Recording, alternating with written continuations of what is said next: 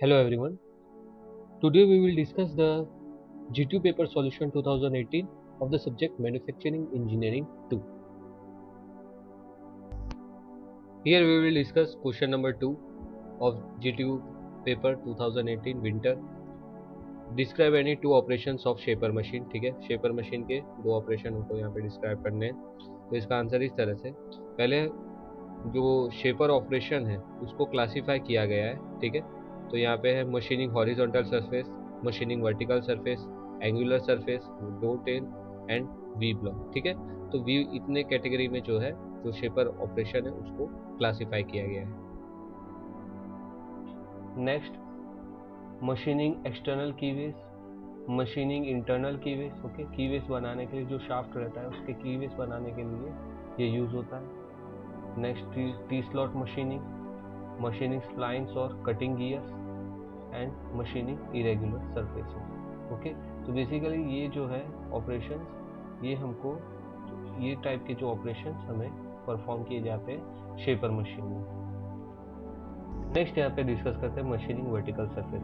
यहाँ पे आप देख सकते हैं ये हमारा जो टूल है और ये हमारा वर्कपीस है, ये वर्टिकली मेटल को रिमूव कर रहा है. टूल का जो फीड डायरेक्शन है वो इस डायरेक्शन में. ओके, इसका जो डायरेक्शन है वो डाउनवर्ड डायरेक्शन में है और ये हमारा वर्कपीस है. ओके, तो a vertical cut is made while machining the end of a workpiece, squaring up a block और machining a shoulder. ठीक है, squaring up ब्लॉक और मशीनिंग शोल्डर के लिए हम ये ऑपरेशन ऑपरेट करते हैं. नेक्स्ट है the feed is given to the tool by rotating the down feed screw. Okay, ये जो स्क्रू है ये डाउन फिट स्क्रू है of the vertical side. The table is not move vertically for this purpose. अब यहाँ पे जो table का मूवमेंट हो रहा है, वहाँ पे आपने फर्स्ट जो हॉरिजॉन्टल में देखा था कि जो टेबल का क्रॉस वाइज मूवमेंट हो रहा है, यहाँ पे कोई टेबल का मूवमेंट नहीं हो रहा है. यहाँ पे हम ये फीड स्क्रू द्वारा इसको हम डाउनवर्ड डायरेक्शन में मूवमेंट दे रहे हैं. ओके, तो ये हमारा जो ऑपरेशन है ये मशीनिंग और वर्टिकल सरफेस. यहाँ पे हम डिस्कस करते हैं describe work holding devices of slotting machine. ठीक है, स्लॉटिंग मशीन के लिए कौन कौन से टाइप्स के वर्क होल्डिंग डिवाइसेस यूज होते हैं. तो इसका आंसर इस तरह से है कि the different methods employed to clamp the different types of work on the slotter table are T bolt and clamp. Basically जो टी बॉल्स और क्लैम्प्स है ये नॉर्मली यूज़ किए जाते हैं कोई भी टाइप के जो वर्कपीस है उसको होल्ड करने के लिए. ठीक है, नेक्स्ट है stop pins. Stop pin is a one leg screw clamp. Stop pins are used to prevent the work from coming out of the position. यानी एक फिक्स पोजीशन में रखने के लिए ये स्टॉप पिन्स जो है वो यूज़ किया जाता है. ओके, यहाँ पे जो स्लॉटिंग मशीन है उसमें जो वर्क होल्डिंग डिवाइसेस कॉमनली ये टाइप के जो 4 टाइप्स के जो वर्क होल्डिंग डिवाइसेस है यूज होते हैं. Using a step blocks and strap clamps, using strip and stop pin, using a wedge strip and stop pin and clamping over a V block. ठीक है, तो ये 4 टाइप्स के जो वर्क होल्डिंग डिवाइसेस है स्लॉटर मशीन में use करते हैं. Here we will discuss first using a step block and strap clamps. ठीक है, यहाँ पे हम स्ट्रैप ब्लॉक और स्ट्रैप क्लैम्प्स को डिस्कस करते हैं. तो इसमें क्या होता है कि वर्कपीस को क्लैम्प किया जाता है सरफेस के ऊपर बाय स्ट्रैप क्लैम्प. एक पट्टी ऐसा, एक प्लेट ऐसा क्लैम्प रहता है, तो उसको उसके द्वारा जो वर्कपीस है उसको क्लैम्प किया जाता है. और उसके साथ क्या किया जाता है, एक स्टेप ब्लॉक रखा जाता है. ठीक है, स्टेप ब्लॉक और टी बोल्ट्स जो है वो टी स्लॉट में फिट हो जाते हैं. और जो उसकी जो हाइट है क्लैम्प की, उसकी जो हाइट है वो हमारे स्टेप्स जो स्टेप ब्लॉक है उसके हाइट के इक्वल होती है. Okay, to the height of workpiece. ठीक है, तो वर्कपीस की जितनी हाइट होगी उतनी हाइट का हमको स्टेप सिलेक्ट करना है और उसके ऊपर से जो बोल्ट है उसको टी बोल्ट स्लॉट में डाल के उसको क्लैम्प करना है. इसको हम आगे डिस्कस करते हैं. Clamp is tightened using a nut and the T bolt should be placed near the workpiece. और उसको फिर क्या करते हैं, टाइट कर देते हैं using nut and T bolt should be placed near the workpiece. A number of clamps are used to hold large workpiece. ठीक है, लार्ज वर्कपीस के लिए नंबर ऑफ जो क्लैम्प्स है उसको हम यूज कर सकते हैं. यहाँ पे हम देख सकते हैं ये हमारा जो है ये स्टेप ब्लॉक्स है और स्टेप ब्लॉक को यहाँ पे रखा गया है. ये हमारा वर्कपीस है. वर्कपीस की जो हाइट है ये हाइट से हमारा जो स्टेप है वो सिलेक्ट किया गया है. ये हमारा क्लैम्प है. ठीक है, ये क्लैम्प है और ये हमारा जो टी बोल्ट है टी बोल्ट को टी स्लॉट में फिट किया हुआ है और इसके बाद जो नट है उसके द्वारा इसको टाइट किया है, ठीक है। तो इस तरह से ये क्लैम्प किया जाता है हमारे स्लॉटर मशीन के टेबल के ऊपर। कोई भी टाइप के वर्क पीस है तो उसको एक डिजायर्ड हाइट का जो स्टेप है उसको डिफाइन करते हैं और वहाँ से क्लैम्प द्वारा उसको फिट करते हैं, ठीक है। तो ये जो टाइप का क्लैम्पिंग था इसको हम यूज बाय क्लैम्प। यहाँ पे हम डिस्कस करते हैं using strip and stop pins. तो strip is a long piece of rectangular section. At the bottom it has a lengthwise projection.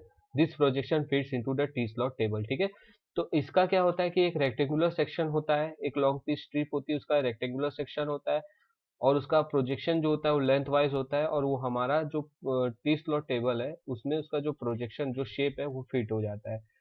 There are number of holes in the strips. Using this holes the strip is clamped into the table, okay, by means of T-bolts. The workpiece but against the side of the striplet, ठीक है। तो workpiece जो है उसके side में उसको clamp किया जाता है बाय मींस ऑफ स्ट्रिपलेट, ठीक है। At the other side of the workpiece stop pins are been fitted in the T slot and the stop pins screws are टाइटेड to the clamp the workpiece, ठीक है। Other side में क्या होता है, एक साइड उसमें जो नंबर ऑफ होल्स दिए रहते हैं उसमें हमारा जो बोल्ट है स्ट्रिप के अंदर वो फिट हो जाता है और workpiece butts against the side of the strip plate. एक स्ट्रिप प्लेट के साइड में वर्कपीस को उसको अगेंस्ट रखा जाता है और अदर साइड में क्या होता है स्टॉप पिन्स फिट किया जाता है in the T slot and the stop pin screws the tighten to clamp the workpiece. मतलब एक पोजीशन में अगर हमको टॉप सरफेस को मशीनिंग करनी है तो साइड बाय साइड उसको जब हम फिक्स करते हैं तो ये टाइप का हम क्लैंपिंग मैकेनिज्म यूज करते हैं, ठीक है। इसको हम आगे डिस्कस करते हैं। ये हमारा स्ट्रिप प्लेट है, आप देख सकते हैं यहाँ पे ये होल किया हुआ है, ठीक है। और ये इसका प्रोजेक्शन है, ये प्रोजेक्शन हमारा जो ये वर्क टेबल है यहाँ पे ये फिट हो जाता है, ठीक है। ये स्ट्रिप यहाँ पे फिट हो जाता है और यहाँ पे इसको बोल्ट से क्लैम्प कर देते हैं, ठीक है। बोल्ट से यहाँ पे क्लैम्प कर देते हैं और ये वर्क के अगेंस्ट में फिट होता है, ठीक है। वर्क के अगेंस्ट में ये फिट हो जाता है और यहाँ पे सामने हम स्टॉप पिन को फिट करते हैं, ठीक है। ये हमारे वर्क टेबल में इस तरह से फिट हो गया और इसके सामने बोल्ट है, बोल्ट को रोटेट करके इसको यहाँ पे क्लैम्प कर दिया जाता है, ठीक है। तो इस टाइप का जो मैकेनिज्म होता है उसको स्ट्रिप क्लैम्प मैकेनिज्म कहते हैं, ठीक है यार। अब हम डिस्कस करते हैं using a wedge strip and stop spin, ठीक है।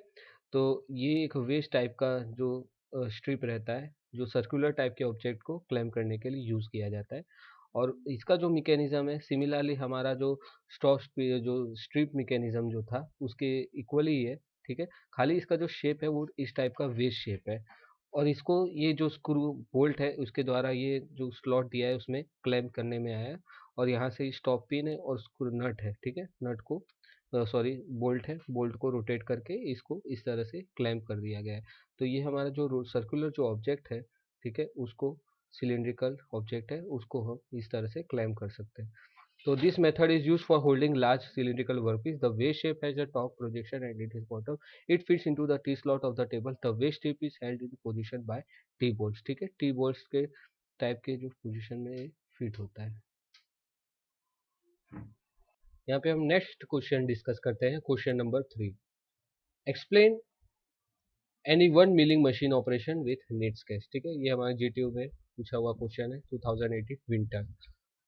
तो इसका आंसर इस तरह से, टू बेसिक मेथड जो है मिलिंग में यूज किया जाता है, अप मिलिंग और कन्वेंशनल मिलिंग, डाउन मिलिंग और क्लाइंब मिलिंग, ठीक है। अप मिलिंग और कन्वेंशनल मिलिंग क्या है कि metal is remove by cutter rotating against, ठीक है। यहाँ पे क्या होता है रोटर को जो वर्कपीस का डायरेक्शन है उसके अगेंस्ट में रोटेट किया जाता है। नीड स्ट्रॉन्गर होल्डिंग जॉब, ठीक है, क्योंकि अगेंस्ट में होता है तो बैक फोर्स जो है वो मैक्सिमम रहता है।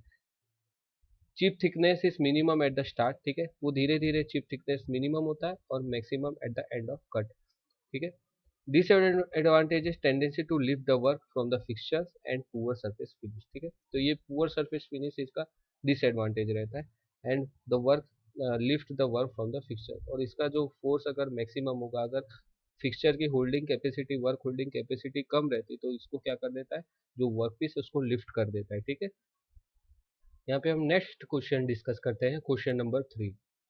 Explain any one milling machine operation with need sketch, ठीक है। ये हमारे जीटीयू में पूछा हुआ क्वेश्चन है 2018 winter.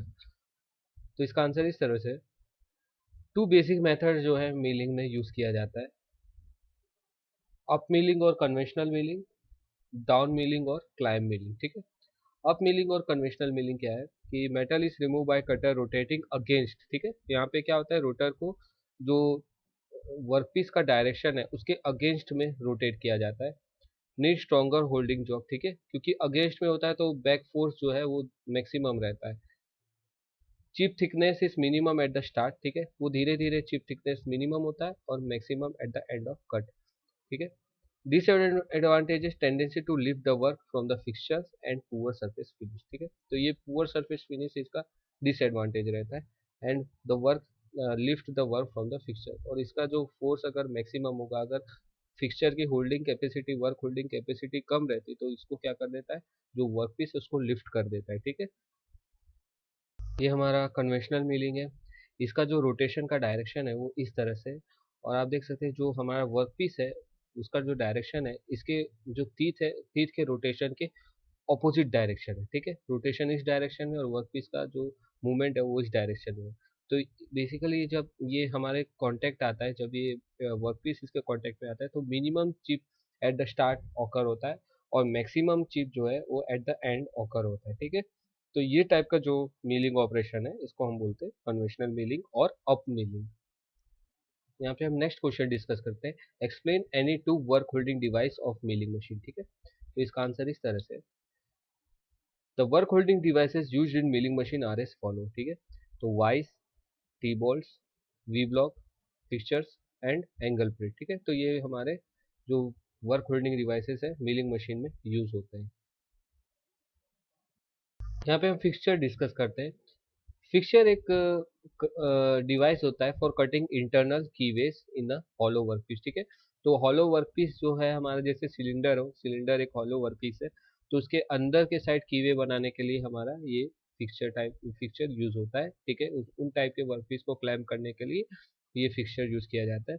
The fixture is clamp to the table using T bolts and the workpiece is located by means of V bolt V block to the fitted to the fixture. ठीक है, तो यहाँ पे cylindrical type के workpiece के लिए हम V block use करते हैं और उसको जो फिक्सचर है उसके साथ कनेक्ट करके उसको हम टेबल पे फिक्स कर देते हैं। ठीक है, the workpiece is clamped in the position by screw, फिर उसको वर्कपीस है उसको क्लैम्प कर देते हैं एक पोजीशन में by means of screw.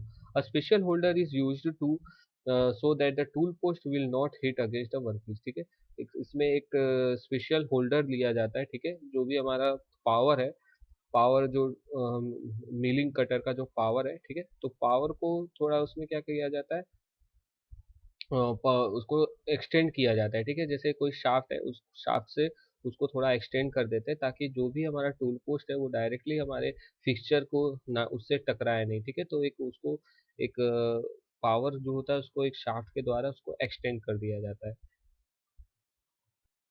Basically हमारा जो फिक्सचर है वो इस टाइप का रहता है। ठीक है, उसको क्लैम्प कर दिया जाता है और इस तरह से टूल के द्वारा इंटरनल इसमें कीवेस और ग्रूव और कटर की जाती है।